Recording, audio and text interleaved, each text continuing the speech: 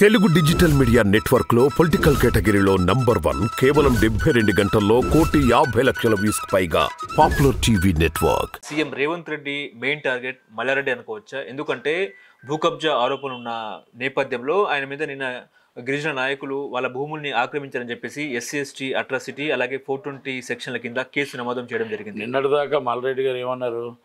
కేసీఆర్ జిందాబాద్ అని. ఇప్పుడు రేవంత్ రెడ్డి జిందాబాద్ అంటాడు. మీరు మల్లారెడ్డిని నమ్మొద్దు. మల్లారెడ్డి ఇప్పుడు మల్లారెడ్డి ఏంటంటే ఇవాళ రేవంత్ రెడ్డి గారు ఓకే అంటే ఇప్పుడు దూకేస్తాడు. ఆయన మొన్నటిదాకా మా నాయకుడు కేసీఆర్ అన్నాడు, మా నాయకుడు ఇప్పుడు రేవంత్ అంటున్నాడు. ఓకే, కనుక మొన్నటిదాకా ఏమో రేవంత్ని అడ్డమంది ఇట్లు తిట్టాడు, మా నాయకుడు రేవంత్ అంటున్నాడు.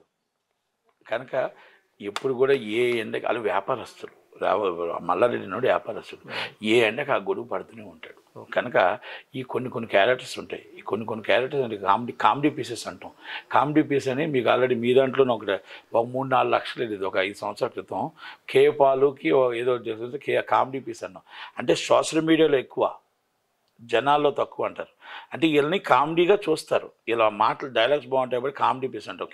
పాలు ఇదో మల్లారెడ్డి, ఈ కొంతమంది ఉన్నారు, వాళ్ళందరూ యూట్యూబ్లో టాప్, పొలిటికల్లో లో. ఓకే, తెలంగాణలో అంటే పార్లమెంట్ ఎన్నికల్లో కొన్ని సంస్థలు వాళ్ళ సర్వేలను బయటకు రిలీజ్ చేసిన పరిస్థితి. అందులో భాగంగా టైమ్స్ నౌ సర్వే కాంగ్రెస్కి 8 నుంచి 10 సీట్లు వస్తాయని చెప్పేసి, అదేవిధంగా బీఆర్ఎస్కు 3 నుంచి 5 సీట్లు వస్తాయని చెప్పి, బీజేపీకి 3 నుంచి 5 సీట్లు వస్తాయని చెప్పేసి కూడా టైమ్స్ నౌ సర్వే రిలీజ్ చేసిన పరిస్థితి. ఎట్లా ఎంపీలు ఇంకా టైం ఉంది.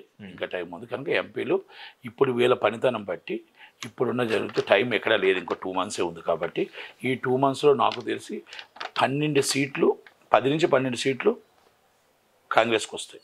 ఎందుకంటే బాగా టాప్లో ఉంది. 10 నుంచి 12 సీట్లు కాంగ్రెస్కి వస్తాయి, 3 సీట్లు బీజేపీకి వస్తాయి, 2 సీట్లు 1 సీటు బీఆర్ఎస్కి వస్తుంది. ఆ 1 సీటు కూడా రాకపోయినా ఆశ్చర్యపోయింది. ఓకే, సో లోక్సభ ఎన్నికల్లో మోడీ మళ్ళీ హైట్రిక్ కొడతారని మీరు అనుకుంటున్నారా? ఎందుకంటే Times Now Navbharat ETG opinion poll సర్వేలో బీజేపీకి దాదాపుగా 323 స్థానాలని చెప్పి, కాంగ్రెస్ పార్టీకి 163 స్థానాలు వస్తాయని చెప్పేసి ఈ సర్వే ఎట్లా చూస్తారండి? కాదండి, అంటే బీజేపీకి ఛాన్సెస్ కనబడుతున్నాయి. కాకపోతే ఏంటంటే ఓన్లీ బీజేపీకి 210 నుంచి 220 స్థానాలు వస్తాయి. వచ్చి తర్వాత ఎన్డీఏ పక్షాలు ఉన్న అన్నీ కూడా, ఆ పక్షాలన్నీ కలిపి వాళ్ళు 310, 320 స్థానాల్లో బటాబట్టిగా గవర్నమెంట్ నడుపుతారు తప్ప. ఎందుకంటే ఈసారి మోడీ గారు పీఎం కాదు. కనుక అది కానీ ప్రతిపక్షాలు మోడీ పీఎం కాదు, ఈ బీజేపీ పార్టీలో మోడీ పీఎం లేడు, 75 years తర్వాత ఆయన ఉండటానికి లేదు. కాబట్టి అది ప్రచారం తీసుకెళ్ళగలిగితే 163 నుంచి 225, 230 దాకా వీళ్ళు రాగలుగుతారు. వాళ్ళు బటాబటిగా గవర్నమెంట్ ఫామ్ చేసే అవకాశాలు అయితే ఇప్పుడు దాకా వాళ్ళకే ఉన్నాయి. వీళ్ళ ప్రచారం బట్టి అంటే మోడీ గారు ఉండట్లేదు అని ప్రచారం ఎంత సక్సెస్ చేయగలుగుతారో అవన్నీ కూడా మొత్తం టోటల్గా మధ్యప్రదేశ్లో జరిగిన కొన్ని స్కాములు కానీ ఇంకోటి కానీ ఆదాని స్కాములు కానీ ఇవన్నీ కూడా మనం చేయగలిగితే. ఎందుకంటే మోడీ మీద బ్యాడ్ ఇంప్రెషన్ లేదు, మన మోడీ గారి మీద బ్యాడ్ ఇంప్రెషన్ లేదు. కనుక అలాగని రాహుల్ గాంధీ గారి మీద బ్యాడ్ ఇంప్రెషన్ లేదు. కానీ రాహుల్ గాంధీ గారా మోడీ గారా అంటే మోడీ గారే అంటారు. ఇంకా రాహుల్ గాంధీ గారికి కొంచెం టైం పడుతుంది. ఇప్పుడే ఆయన చాలా టాప్లోకి వెళ్తున్నాడు. కనుక మోడీ గారే పీఎం అయితే, ఆయన్నే పీఎంగా అనౌన్స్ చేస్తే మాత్రం బీజేపీ గవర్నమెంట్ వస్తుంది.